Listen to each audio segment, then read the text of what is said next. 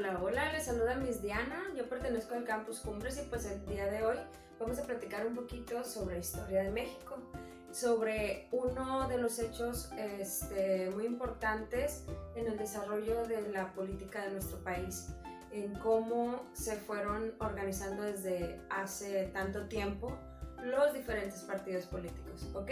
Vamos a hablar de los inicios, es decir, vamos a tratar el tema y la diferencia entre liberales y conservadores. Comenzamos. Para iniciar, vamos a retomar un poquito qué ocurría en esa época en que surgieron los grupos de liberales y conservadores. ¿Por qué se hizo esta división de, por así decir, los grupos políticos? ¿Ok? Pues en ese entonces era presidente el señor Antonio López de Santa Anna, que sabemos tomó la presidencia en 11 diferentes ocasiones por lapsos de diferente tiempo y en total formó parte de la vida política de nuestro país alrededor de 20 años, ¿sí? Imagínate, todo el tiempo que estuvo al mando de nuestro país. Y en su último mandato, en el año 1853, ¿qué fue lo que pasó? Pues bueno, él se autonombró Alteza Serenísima, ¿sí? ¿Por qué? No lo sabemos. Él quería representar algo superior a cualquier otro presidente y por esa razón se llamó así. Santa Anna tuvo aciertos y errores al estar al mandato de nuestro país, obviamente, pero una de sus características fue que estuvo apoyando o protegiendo los intereses de grupos conservadores. ¿Qué querían estos grupos conservadores? Pues bueno, su principal interés era que el gobierno siguiera siendo centralista, es decir, que una sola persona estuviera al mando, que la iglesia estuviera todavía involucrada en la política. Pero pues bueno, ahorita vamos a ver las diferencias de pensamiento, de gobierno y los objetivos de cada uno de los grupos, tanto liberales como conservadores. Hablemos un poquito de los ideales del grupo de los conservadores. Para iniciar, pues bueno, la forma de gobierno que ellos apoyaban era un gobierno monárquico o un gobierno centralista. ¿Cuál es la diferencia? El gobierno monárquico en este aspecto se consideraba que tal vez algún país mandara a alguien que se hiciera cargo de nuestro país, que gobernara nuestro país bajo sus propias leyes. El gobierno centralista, en cambio, menciona que puede haber un presidente, pero este presidente iba a tomar cualquier decisión que tuviera que ver con nuestro país, ya sea de política, de leyes, de cuestiones económicas, territorio, etc., sin tomar en cuenta la opinión de la población. Entre sus objetivos principales estaba el que la religión católica fuera la única que se podía profesar en nuestro país. Obviamente en la actualidad no es así, se profesan muchas religiones en nuestro país.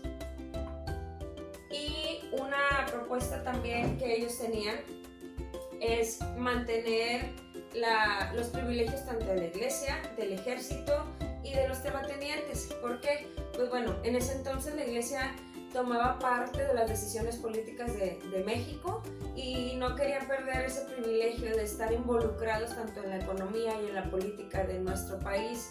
También el ejército estaba involucrado en cuestión de las leyes de nuestro país y los terratenientes pues eran personas apoderadas con mucho dinero que tenían tierras en las cuales ellos hacían lo que quisieran, es decir, ponían a personas humildes a trabajar con una mala paga y violando sus derechos.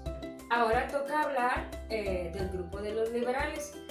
¿Cuáles eran las principales ideas que tenían los liberales? Bueno, ellos pensaban que lo mejor era un gobierno federal, convertir a nuestro país en una república federal. ¿Por qué? Porque así sería gobernada por un mexicano que fuera elegido por su propio pueblo, que hubiera elecciones y tomar en cuenta el voto y la opinión de las personas que vivían aquí en México para poder elegir a ese presidente. Sus objetivos eran eliminar los privilegios de la iglesia, como ya los habíamos mencionado anteriormente. También que las personas tuvieran libertad de culto, es decir, que pudieran profesar cualquier religión que ellos quisieran. También la igualdad ante la ley, un derecho muy importante y que involucra que cualquier persona, no importara su condición social, su condición económica, su cuestión de educación, nivel de educación y demás, pues bueno, que fuera igual ante la ley, hombres, mujeres, niños, adultos, pobres, ricos, etc. Y por último tenemos lo que es, o lo que fueron las propuestas de los liberales en cuestiones de algunos cambios. Ellos pedían que se realizaran cambios en cuestión de nuestro sistema educativo para que todos los niños pudieran tener derecho a estudiar. También defendían lo que es la libertad de expresión y establecían que era necesario tener un registro civil.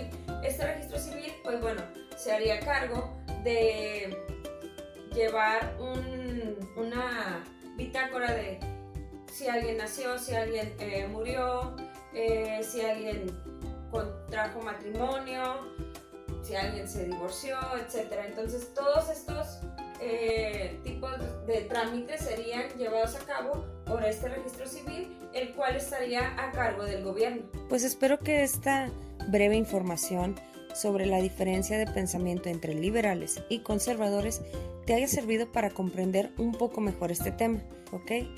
Nos vemos la próxima, chicos.